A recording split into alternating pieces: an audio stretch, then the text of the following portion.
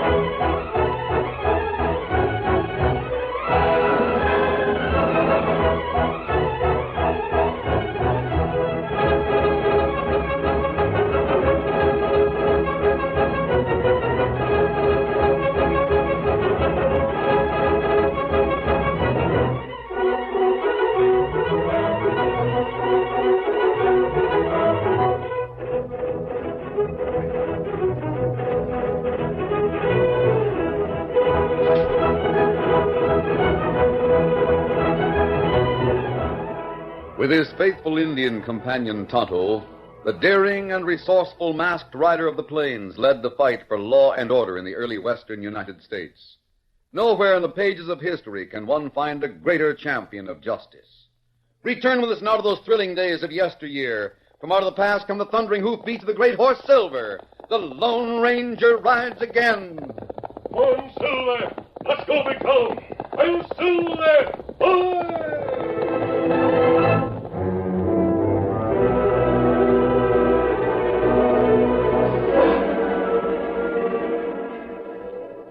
The whole county knew that Colonel Caldwell was dying.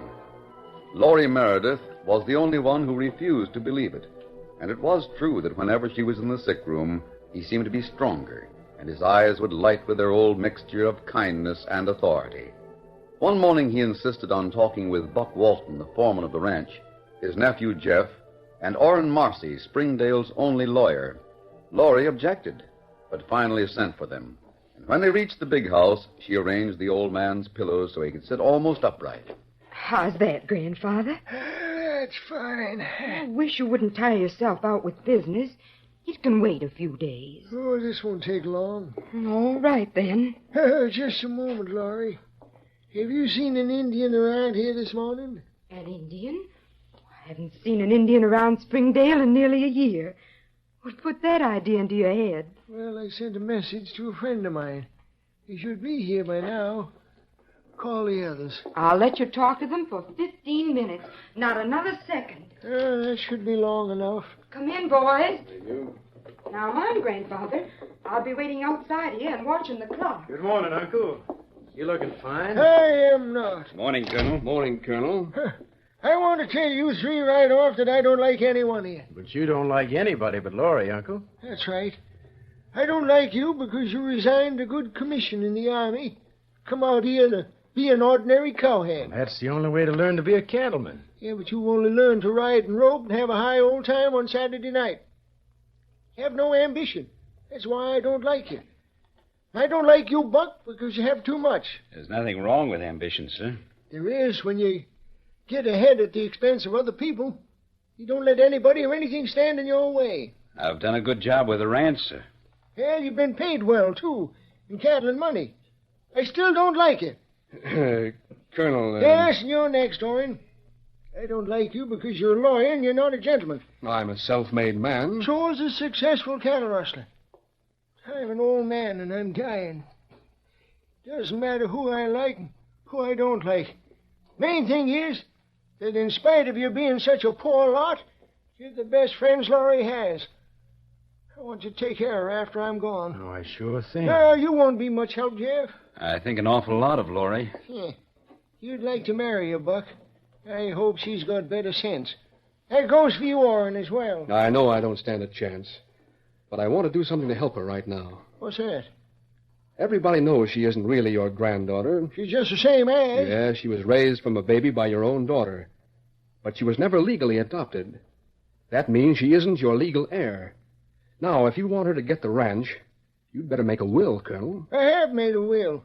And you better let me take a look at it. What for? So I can make sure it's in the right form. Yeah, I'll take a chance on that. All I want is your solemn promise that you'll look out for Laurie after I'm gone. Well, I promise, of course, but... All three of you. I promise. I promise. That's all.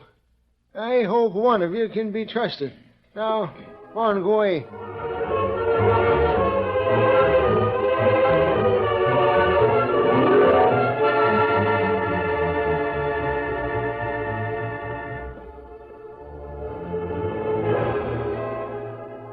At night, Laurie left the door of the colonel's bedroom open and slept on a cot in the living room so she could hear him if he called. It was nearly daybreak the following morning when she woke with a start. Quickly, she pulled a blanket around her shoulders and hurried into the bedroom. It was empty. But from the colonel's office that adjoined the bedroom, she could hear voices, the colonel's urgent and demanding, and another low and reassuring. Laurie picked up a gun from the table and started for the office door. As she opened it, she could see two men disappearing into the night. Adios, Colonel. Goodbye and good luck. Grandfather, Oh, Laurie, I'm sorry you awakened. you get back into bed at once. Come, Silver. Get him up. Come. Who were those two men? One of them was the Indian I spoke of. I saw him. The other one was wearing a mask. Now, you get into bed. Yes, ma'am. What are you doing talking to outlaws at this time of night? He is an outlaw, Laurie. You've got to remember this because, well, I don't trust anybody around here, and you're so young.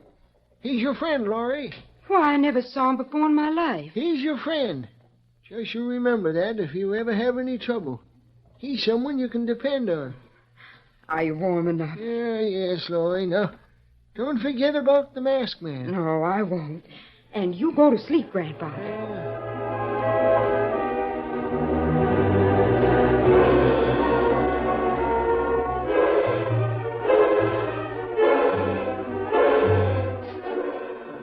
It was the colonel's last sleep. He died at dawn, very peacefully, a smile of contentment on his lips. The funeral was 2 days later. The whole county was there, and it was then that Orrin Marcy asked Buck Walton to stop in at his office the following day at 10 o'clock. When Buck arrived, he found Orrin studying a number of papers spread out on his desk. Sit down, Buck. What's all that? Deeds, bills of sale, different things. They're all from the old gentleman's office. Laurie and I cleaned out his desk the day after he died. Yeah? What's he worth? It's hard to put a value on the land. I'd say about $100,000. Not bad. Buck, you aim to marry Laurie, don't you? If she'll have me. But what if she doesn't have any property? She has, though. I'm not so sure. I've been through all these papers, and there's no sign of a will. There was a will. He said so. Nothing here. You stole it. Why, you dirty, low-down, double-crosser. Sit down. Take it easy, Buck. But what's happened? Why should I do a thing like that? What would I gain by it? Never mind. The answer's nothing. The only one who gains is Jeff. He gets the property. Do you want him to? No, that grinning tenderfoot. Hey, maybe he stole the will. Maybe he did. If he did, he got away with it. Not with me around, he don't.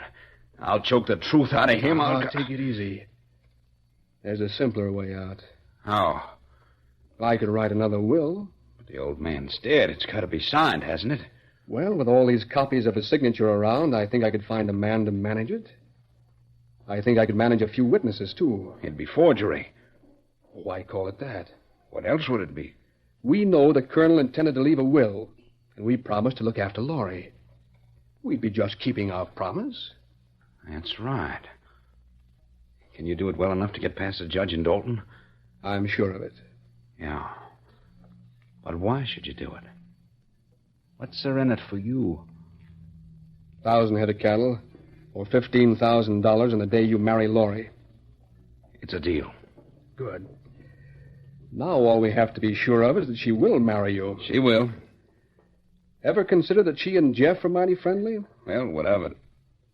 Well, maybe it'd be safer to get rid of Jeff. How? Fire him? Oh, there's more permanent ways. Such as? Dry gulching, for instance. Don't worry about it. If Jeff gets any ideas about Laurie, I'll put him where his ideas won't matter. I might need your help. For $15,000, you can depend on it. Any time at all.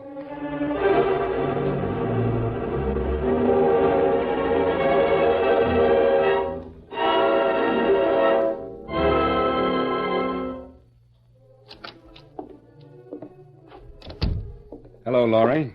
Is that you, Buck? Yeah. What's so interesting out the window? There's a bunch of boys down at the corral. Looks to me like they're trying to saddle Diablo. Look at him rear. Get away from there, Curly. Will you listen to me for a minute, Laurie? I'm listening. This ranch of yours is going to take a lot of managing. That's your job, isn't it? I've never handled the paperwork before. Well, if you want to hire somebody, go ahead. No, I just wanted to be sure that you trust me enough. Oh, of course I do. You like me, Laurie, don't you? Of course. You know how I feel about you. I was wondering if Buck, maybe... It's Jeff trying to ride him. Yeah? Get out there and stop him right away. What for? Because he's practically a tenderfoot. You'll have to take a few falls to get over it. Jeff. He's doing all right. No, he isn't. I can see that saddle slipping from here. And if he goes down, the horse will kill him. Nobody will have a chance to... Jeff!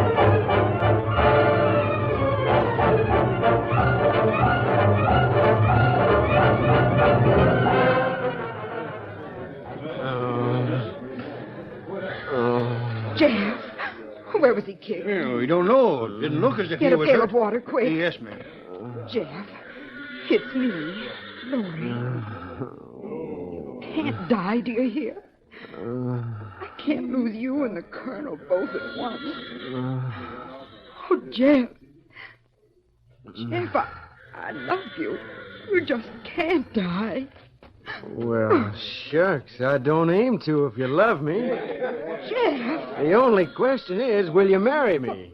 you were playing possum all the time. Oh, no, not all the time. It was nothing but a trick to get my sympathy. Have I got it? You've got an order from me to ride nothing but your own horse in the future. I don't take orders from any woman but my wife. What's your answer? Here's the water. Oh, give it to me. Now, here's my answer. All right, I give up.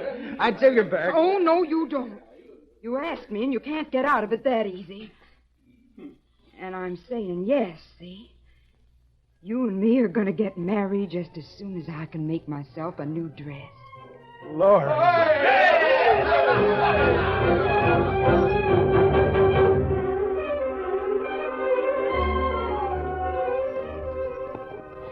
What was it you wanted in town, Buck? Just find Orr and Marcy. Tell them I've decided to go through with that deal. That'll see him tonight about 8 o'clock. Right. Might also mention the news about Jeff and Laurie. Sure thing. Get up there.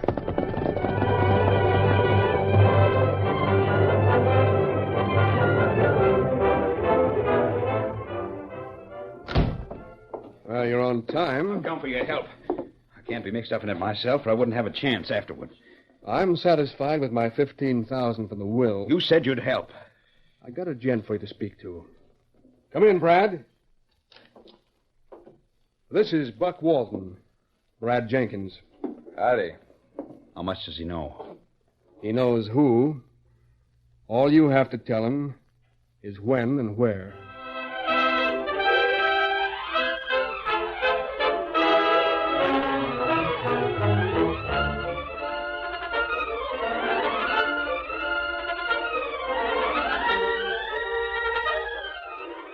The curtain falls on the first act of our Lone Ranger story. Before the next exciting scenes, please permit us to pause for just a few moments.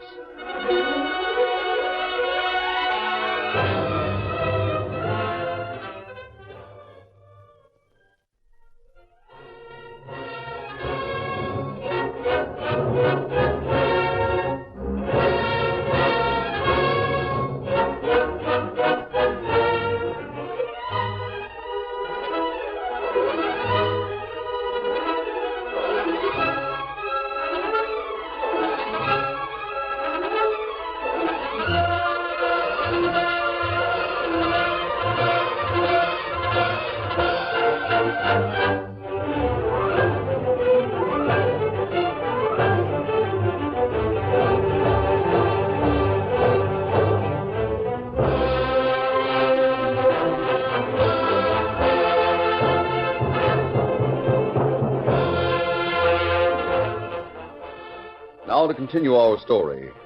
At just about the same time that Buck rode into town for his conference with Orrin Marcy, the Lone Ranger and Tonto reined up 100 yards from the Bar C ranch house. They walked the remaining distance, and when a glance through the living room window showed Laurie to be alone there, the masked man knocked on the front door.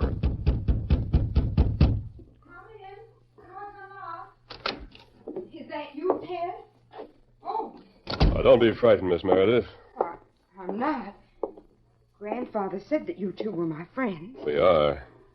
I saw you here the night he died. And I want to explain the reason for our visit that night. He asked you to come, didn't he? Yes, he did. He wanted to give us his will, the will that leaves all of his property to you. He made us promise to deliver it to Judge Carney in Dalton after his death. Well, we've done that, and here's a letter from the judge. But it's all so strange. What is? I thought the will was with the rest of his papers. And when Orrin Marcy cleaned out his desk, he didn't say anything about it being missing. Let me understand you, Miss Meredith. You gave all the Colonel's papers to Orrin Marcy? Yes. Was that the wrong thing to do? Depends on whether the Colonel had any basis for not trusting him. My grandfather was an old man. I don't mean to be disloyal, He had a but... sure instinct about men. That's true, but when you consider he didn't even trust Jeff, his own nephew... Well, that was because Jeff is so young. Well, what about Orrin? Judge Carney is the executor of the estate. That letter you have is a receipt for the will, and it's also a request for the papers you've given away. Oh. Well, I'll get them back from Orrin in the morning and send them over to the judge. I think we better have a look in at Marcy's office this evening. You? But you're Now, master... don't worry about it, Miss Meredith. When we've finished investigating, I'd like to have another talk with you. Tonight? If you don't mind waiting up for a few hours. Not at all. Fine. Then we'll return. Come on, Tonto.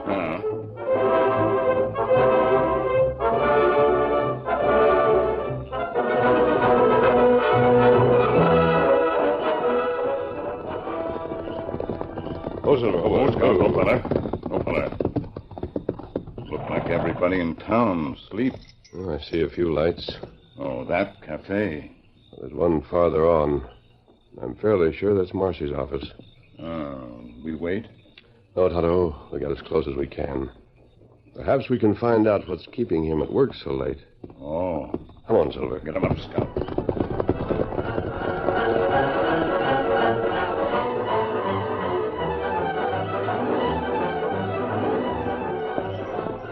Right up, Tonto. Oh, fella. Steady, boy.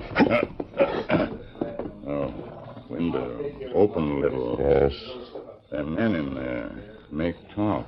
We'll get as close as we can.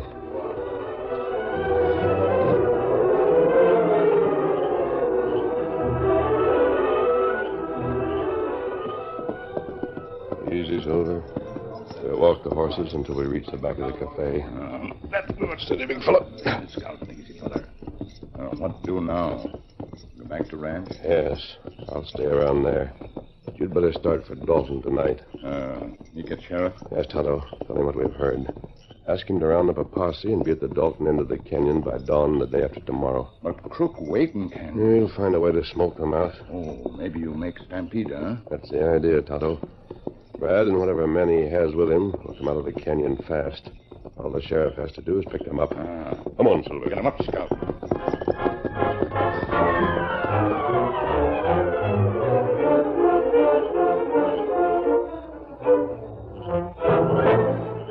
While Tonto headed for Dalton, the Lone Ranger raced back to the ranch house. He asked Laurie to find Jeff and meet him in a wooded draw about a mile away. The girl agreed, and less than half an hour later, the meeting took place. Steady. Laurie, this man is masked. He was the Colonel's friend, and he's our friend. That's true, Jeff. Well, what's all the mystery for? If you want to talk to us, why couldn't you do it up at the house? Because Buck will be coming back from town shortly, and he isn't your friend. He isn't? Well, why not? Well, when Orrin Marcy went through the Colonel's papers, he didn't find a will, naturally. So he thought there wasn't one. He thought that Jeff here would inherit the property. Me? Yes, you're the only blood relation. Now, Buck planned to marry you, Miss Meredith. I can't understand. He did. He does. He also wanted the ranch. Orrin Marcy agreed to forge a will, And on the day of the wedding, he was to receive a certain amount of money. Don't know how much. It wasn't mentioned. Where did you find out all this? Todd and I listened in on a conference tonight. At Owen Marcy's office? Yes. Your engagement came as a great surprise to Buck, Miss Meredith. Oh, it did. But it didn't change his plans. Does he think I'm going to marry two men? He thinks he still has a chance if Jeff were, eliminated. You mean killed? I can take care of myself with Buck. He had no intention of getting involved himself. He's hired someone for the job. Jeff. Yes, a man named Brad Jenkins, who's already wanted by the law. Oh, we must tell the sheriff. Tonto's on his way to get him. Now, let me tell you exactly what they're planning to do, and I have a few suggestions.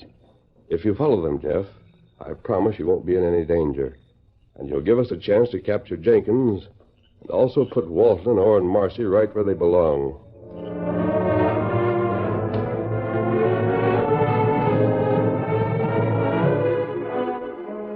Buck had taken over the colonel's office, and early the following morning he called Jeff in. What about that herd of 200, Jeff? No, I told you yesterday. They're all cut out and rounded up. Ready to drive? Sure. That's good. The buyer over in Dalton wants them right away. You can start driving this morning. All right. You be coming along? Not this time. You'll bed down for the night in the valley just before you come to the canyon. Plenty of grass and water there. Yeah. But get moving early tomorrow. Start through the canyon just as soon as it's light. That way you'll get to Dalton by early afternoon. You can finish your business by tomorrow night. Right. Who'll I take with me? Just Curly and Joe. But I want you to ride point all the time. Do you understand that? Thanks. It's a sort of a compliment. You're learning. I'll have the papers ready in half an hour. See that you're ready to hit the trail by then. Keno.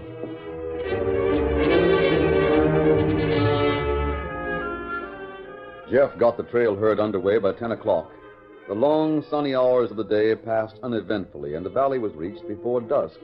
The cowboys ate their evening meal. Joe was to keep watch on the herd until 12. He had nothing to report when Curly relieved him, and Curly had nothing to report when Jeff took his place at 4. But half an hour later, Jeff saw a flash of white on the rocky trail that descended from the top of the canyon wall. Soon the great horse Silver was racing across the level floor of the valley, and a few minutes later the Lone Ranger reined up beside Jeff. Oh, Silver, oh. Well, howdy. Howdy. All quiet. So far. You see any sign of them from where you were? Yes, they're waiting about a mile from the entrance, just around the bend. Yeah, I know. A great place for an ambush. Well, we'd better have a talk with your boys right away. You'll have to explain why I'm here and what we're going to do. Yeah. Come on, Silver. Head up, boy.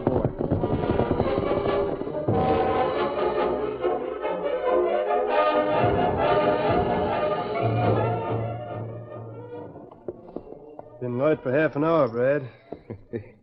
You ain't going to begrudge a guy his last breakfast, are you? Well, they ought to be coming. They will be. All the men placed? Yeah. I don't think much of this job. It's not your place to think. Just shoot. And shoot to kill. What about the rest of the money?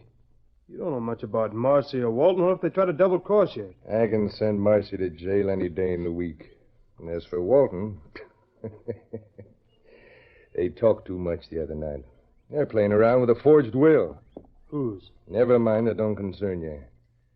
He'll pay, though, one way or another. Hey, what's that? It's our friends. What's wrong? What's all the shooting for? Ah, you're jumpy this morning. That's way back at the entrance of the well, canyon. I know. Would you ever try to get a herd started up a pass like this? I've served my time as a cowhand. I know you don't have to make any noise like that.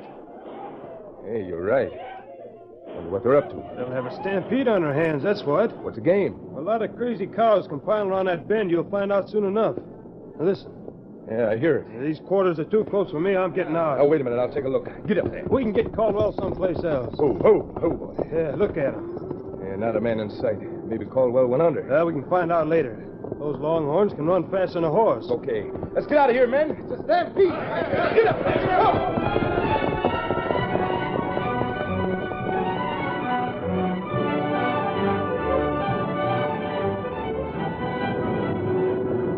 The cattle thundered through the canyon, and the outlaws raced ahead of the roaring torrent in a desperate bid for safety. Behind the herd, the Lone Ranger and the cowboys urged their mounts to greater speed over the treacherous footing of the canyon floor. At last, the end of the canyon was reached. The leaders of the herd swung to the right and headed down a gentle downhill slope. Brad and his men had swung more to the left and were heading for the cover of a small clump of woods. The masked man and his companions reined up and watched them. Aren't we going after him? Those woods are the only cover around here. I don't think Jenkins will hold in that direction for long. The sheriff? If he's made it in time, he'll be there. Yeah, you're right. Those shots are coming from the woods. And the crooks are changing their minds. Yeah, they're heading back this way. Change their minds again. Yeah, that did it. I can see the posse coming out of the woods. Now, why not? The whole mangy outfit is reaching for the sky. Come on, Silver! Yeah, boy!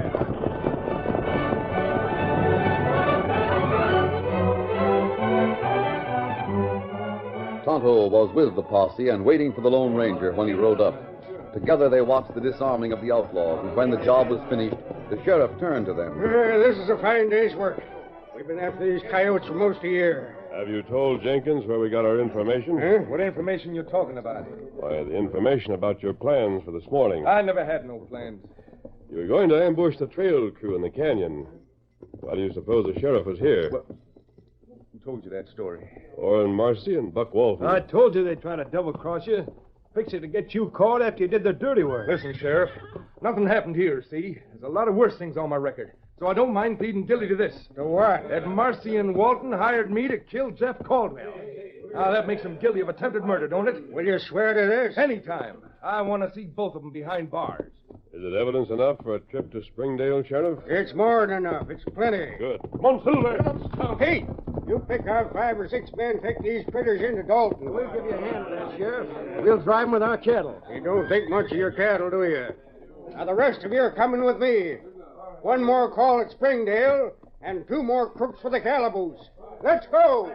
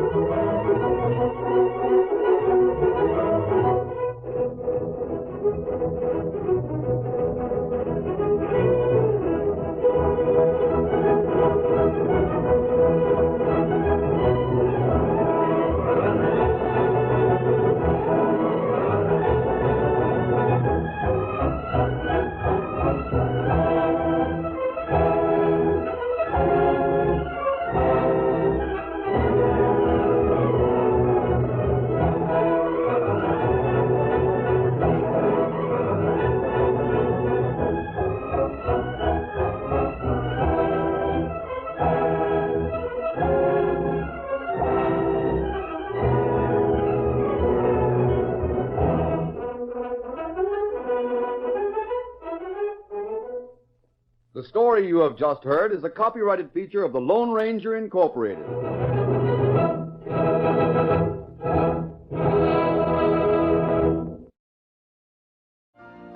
You've been listening to the OTR Gold Network. Find more classic radio at otrgold.com.